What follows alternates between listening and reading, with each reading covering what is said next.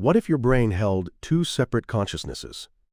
What if what your right hand desires and what your left hand desires were fundamentally different? In the 1960s, neuroscientist Roger Sperry made an astonishing discovery. Patients whose corpus callosum had been severed, their left and right brain hemispheres behaved like two separate individuals. And here's where a crucial question emerges. If the brain consists of multiple independent parts, what is the unified self? Is what we call I truly singular? Today, let's explore the nature of self through split brain experiments, dissociative identity disorder, and the Buddhist concept of anatta, non-self. By the time you finish this video, the I you think you are will look completely different. Chapter 1. The Dividing Consciousness. In daily life, we operate as one self. But what's actually happening inside the brain? To answer this question, scientists studied extraordinary patients. People whose corpus callosum had been severed as treatment for severe epilepsy. The corpus callosum is a massive bundle of nerve fibers connecting the left and right hemispheres, consisting of hundreds of millions of axons. When severed, the left and right brain can no longer exchange information. And what was revealed was remarkable. In many cases, when shown an image to the language-dominant hemisphere, usually the left, patients could describe it verbally. But when shown an image to the opposite hemisphere, they'd answer, "I see nothing." This is intellectually stunning. Is only the language hemisphere conscious? But here's what makes this profoundly unsettling. For instance, when a shape is presented to the left visual field, patients can't name it. Yet the left hand can correctly point to it and select it, tasks that have been documented. Consider this for a moment. The opposite hemisphere is seeing, understanding, and acting. But the language-dominant hemisphere doesn't know this. In other words, within one person, there exist processes unknown to each other. In connection with corpus callosum lesions, involuntary hand movements have been reported. While symptoms and frequency vary, it's as if two different processing systems share one body. Split brain experiments thrust a fundamental question upon us. Is the unified self merely an illusion? However, recent research proposes a new hypothesis, that while information may be separated, consciousness itself might remain unified. The mystery isn't fully solved yet. So this discovery leads us to an even deeper puzzle. If the brain consists of multiple independent modules, what exactly is integrating me? Chapter 2. The Multitude of Selves. What split brain revealed was processing division through physical separation. But even without physical damage, multiple selves can emerge. This is dissociative identity disorder. An important note, this doesn't mean separate people actually exist inside the body. It's clinically evaluated and treated as severe dissociative symptoms.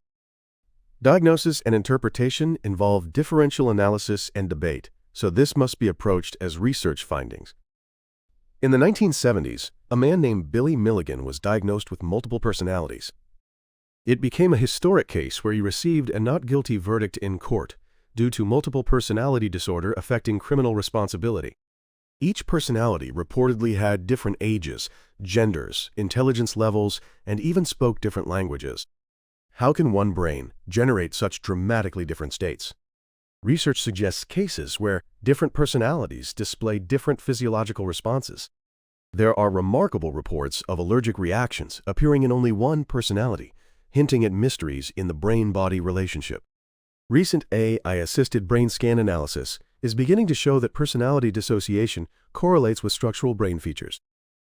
These discoveries reveal the limits of our scientific understanding. Modern neuroscience offers one answer. The brain isn't a unified whole, but a collection of multiple competing modules. And here's where a crucial question emerges. If I am merely a temporary coalition of multiple modules, which module is the real me? Or does something like a real me never exist in the first place? Neuroscientist Michael Gazzaniga from Split Brain Research proposed that especially the language-dominant hemisphere functions as an interpreter that provides plausible explanations for events. It receives information from various parts of the brain and creates a coherent narrative. In other words, I might be nothing more than a story the brain creates. The sense of a unified self is an illusion created by the interpreter. This is a remarkable insight. But here's what I keep wondering. This insight was actually articulated 500 years ago. Yet this discovery leads in an unexpected direction. Did ancient philosophers already perceive this truth before science understood the brain? Chapter 3. The Insight of Non-Self.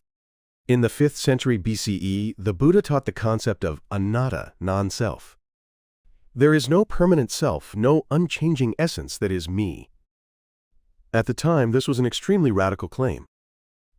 But modern neuroscience suggests the Buddha was right. In Buddhist philosophy, the self is merely a temporary aggregation of 5 elements called the 5 skandhas. The 5 skandhas are a framework that breaks down the materials of experience we tend to mistake for self, used to argue against the existence of a fixed, substantial self. And these elements are constantly changing. In other words, a fixed me never existed in the first place. In the early 2000s, neuroscientist Thomas Metzinger developed the framework that the self is a model constructed by the brain, systematically presenting it to general audiences in 2009.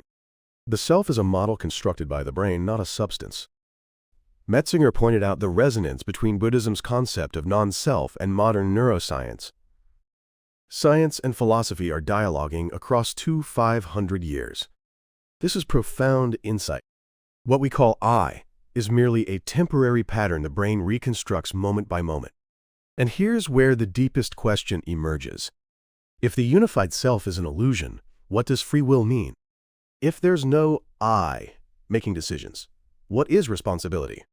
This is one of philosophy's oldest questions.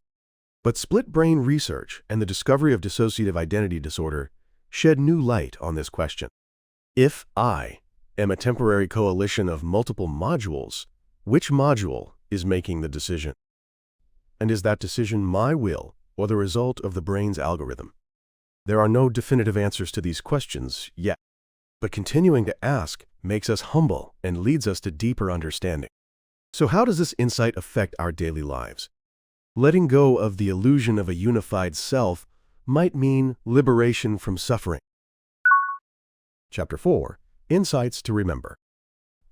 Now, today we've explored deeply the nature of self. From split-brain experiments, dissociative identity disorder, and Buddhism's concept of non-self, we've found astonishing truths. The unified self we call I may be nothing more than a temporary narrative the brain creates. Let me share the insights gained from today's exploration.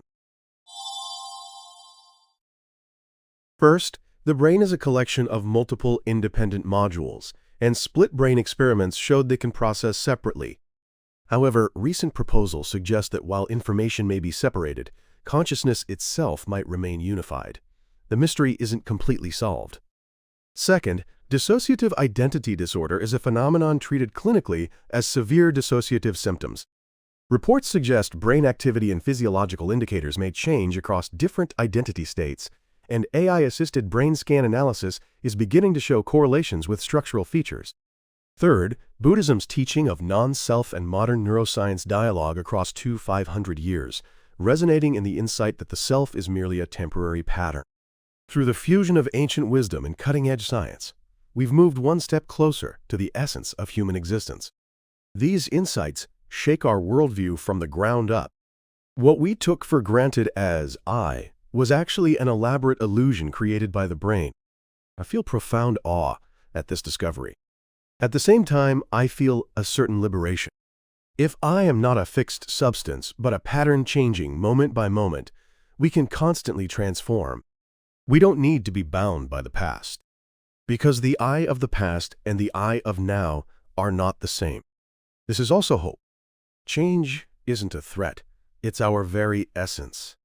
So I ask you, if the unified self is an illusion, whose life are you living? And if I doesn't exist, doesn't the I who suffers also not exist? There are no simple answers to these questions, but continuing to ask leads us to deeper understanding. At the intersection of science and philosophy, we're gradually approaching the mystery of human existence. After finishing this video, when you return to daily life, I want you to be slightly aware. Next time you say, "I think this," consider who's really thinking it. When you feel anger or anxiety, observe whether it's your emotion or a temporary reaction of a brain module. If I is an illusion, you can step back and observe that illusion. There might be liberation from suffering in that space. This is what Buddhism has taught for 500 years, and what modern science is now beginning to verify. Share your insights in the comments. Your questions are what drive this channel forward. Thank you for joining me on this intellectual journey to the end. Today, we explored the self, the most familiar yet most mysterious existence. If this topic intrigues you, subscribe to the channel and turn on notifications. At Mindshift, we continue exploring consciousness, reality, and the nature of existence from both scientific and philosophical perspectives. Let's embark together on a journey that satisfies your intellectual curiosity. Until next time,